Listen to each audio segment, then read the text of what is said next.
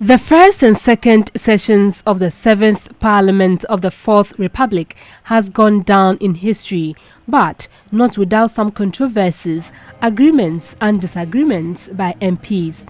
Here are some key highlights of Parliament in 2018. Members of Parliament began the year with a recall of the House by the Speaker, Professor Mike Oquaye, for a special sitting demanded by the minority to cause an investigation into allegations that the Trades Ministry sold seats to expatriates who wanted access to President Akufo-Addo at the Expatriates Awards held in December 2017. The controversy was popularly referred to as cash for seat. MPs had returned to Parliament for the emergency sitting and a 5-member committee was set up to probe the allegation. The committee met with the various parties involved. With the exception of the expatriate businessmen, the rest of the sittings were held in public. The Speaker of Parliament, Professor Mike Oquaye, in the course of the year, was sworn in as President of the Republic in the absence of both the President and the Vice. The issue of MPs' security became topical in the course of the year. Some minority MPs wanted the identity of some security personnel who had been detailed to Parliament to beef up security in the House be made known to them, as they suspected such persons were members of the NPP Invincible Forces. This led to tempers flaring up in the chamber. I, as a member of Parliament, I see the list of those people, their name and their pictures, for me to be satisfied that they are not from a certain group of people who would rather come and make me more insecure. When parliamentary service is doing recruitment, they don't have to report to Parliament. You have the opportunity to speak if you wish to, but the rules are that when Mr. Speaker is speaking, you keep quiet. The President of the Republic, Nana Addo Dankwa Akufo-Addo, on February 8, was in Parliament to give his second State of the Nation address. Mr. Speaker, we are determined to find the needed resources to complete the Eastern Corridor Road. In February, Parliament unanimously approved Martin Alamisi Benz-Kaiser Amidu as a special prosecutor after he was vetted by the Appointments Committee of Parliament.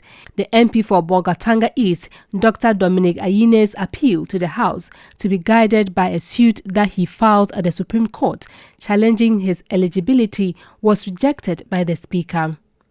Tempers flared up again on the floor during debates of the Special Petroleum Tax Bill. But I'm reminding the House that henceforth the use of words deceit is insulting. 2018 would be one of the most memorable years in the history of parliamentary proceedings. This is because the House commemorated 25 years of uninterrupted democracy under the 4th Republic. In the year under review, Parliament withdrew the Right to Information Bill, which was laid in the House on March 23, 2018, citing the fact that it was not gazetted. Pressure was also mounted on the House to pass the bill. The Ameri deal, which was signed in 2015 under the John Mahama administration, was reviewed and laid in July 25, but this turned out to be a bad deal, which cost former Energy Minister Boakye Ejiako his job. A new one was relayed by the new Energy Minister John Peter Amewu on December 7, called the Renegotiated and Enhanced Agreement.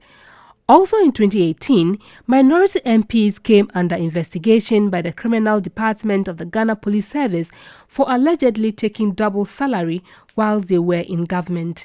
In May, the Kelni GVG saga became topical and Minister of Communications Esla Owusu-Ekuful on the floor maintained there was no corruption or underhand dealings in the $178.8 million deal between the National Communications Authority and Kelni GVG. The minister in a statement told MPs the transaction was the best so far and gave June 11 as deadline for the telecommunication networks to connect to the common platform or face sanctions. Both sides of the House were divided over the subject matter during contributions. Registration for the national identification cards began in Parliament, but only the majority MPs took part in the exercise, with the minority raising concerns of it not being inclusive enough because majority of Ghanaians do not have the two major requirements, the passport and birth certificate, and asked that the voter's ID card be included. Another issue that dominated the public space was the conduct of Member of Parliament for Assin Central, Kennedy Ejapong. Parliament resolved to conduct a public hearing to answer for his conduct that was deemed to be in contempt of Parliament. He was accused of calling Parliament useless for confirming Osei Mensah Bonsu as the majority leader.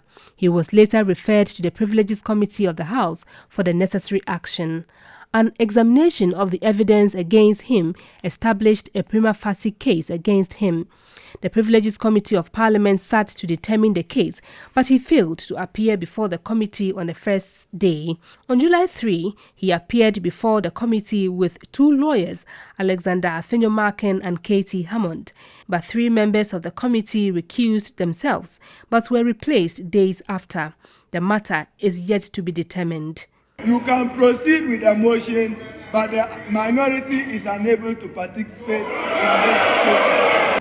The minority staged a walkout over claims the majority members of the 5-member ad hoc committee that was probing the cash for seed saga refused to accept their views for the final reports, compelling them to also write another report. They claimed the speaker on the floor was not fair to them and decided to walk out of the chamber. The group embarked on a silent protest the following day to register their displeasure over what they termed the majority's disrespect for them. In the year under review, many expressed interest in the fate of the 2 former Guantanamo Bay detainees, Mahmoud Umar Mohammed bin Atef and Khalid Mohammad Salih Al-Dubi, whose stay in Ghana expired on January 6. In a statement to Parliament, the Minister of Foreign Affairs, Shirley Ayokobotre, said no exit arrangement was originally discussed between Ghana and the United States to end the bilateral arrangement at the time of the negotiation, and the two were therefore to stay in the country as refugees. The Subsidiary Legislation Committee of Parliament unanimously agreed that the law students be made to write entrance exams as an entry requirement, but had the interview part scrapped. The committee's recommendations for the legislative instrument to be approved to give legal backing to the law school entrance exams was adopted by the House after a heated debate. In March, the minority in Parliament staged another walkout over the ratification of the U.S. Defense Corporation, washing its hands off the deal. Members on the minority side were angry over what they considered to be unfair treatment by the Speaker. The minority had requested that the ranking member of the Defense and Interior Committee makes correction into the committee's report before the chairman presents it to the House. But the majority side objected, which led to chanting of patriotic songs, followed by the walkout. There was a near fight when the Marshal of Parliament attempted to bring order to supposed members of the NDC present at the public gallery of the House, wielding placards. The Speaker walked out. The leadership followed. But after 5 minutes, they all returned and resolved to proceed. During the year under review, the Appointments Committee vetted ministers and deputy ministers designates who were later approved by the House. 4 Supreme Court judges were also vetted. Parliament in 2018 approved a number of loans and agreements and passed some bills. Some of the loans include the $1 billion Eurobond to be used to finance the 2018 budget, 46 million euros for the second phase of the University of Ghana Medical Center project, the $646.6 million loan agreement to be used to construct road projects across the country. The Special Prosecutor regulations expected to make the Special Prosecutor Act effective was also laid in the House. The House also passed the Ghana Deposit Protection Amendment Bill as well as the Special Petroleum Tax Amendment Bill. On November 16, the Finance Minister Ken Ofori-Atta was a special guest of honor as he presented the 2019 budget to the House. The budget statement was later approved after weeks of debate. Also in 2018, Parliament lost one of its own MP for Ayawaso West Wogon, Emmanuel Chematin Ejako. In the middle of December, there was near fisticuffs outside of the chamber.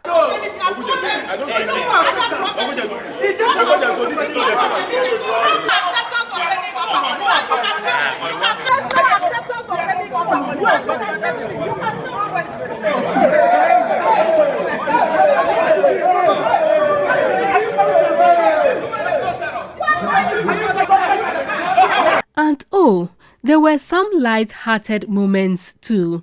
MP for Ibrahim, John Frimpong Osei, had taken the floor to ask the then Energy Minister, Boakye Ejako, when some communities in his constituency will be connected to the national grid. This should have been a normal question on the floor of Parliament, but the atmosphere changed when he began to mention names of the communities. Chirahantan, Tonyenso, Achenim Nyansa, Koti Abua, Swaya Mobo,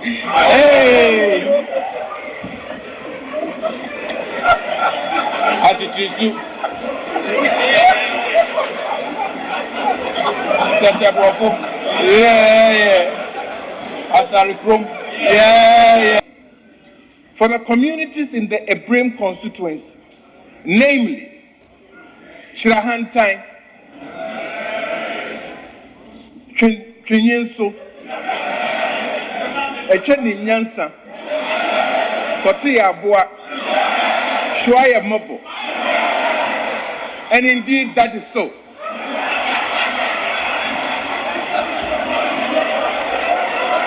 Evelyn Tengmaa, TV3 News, Accra.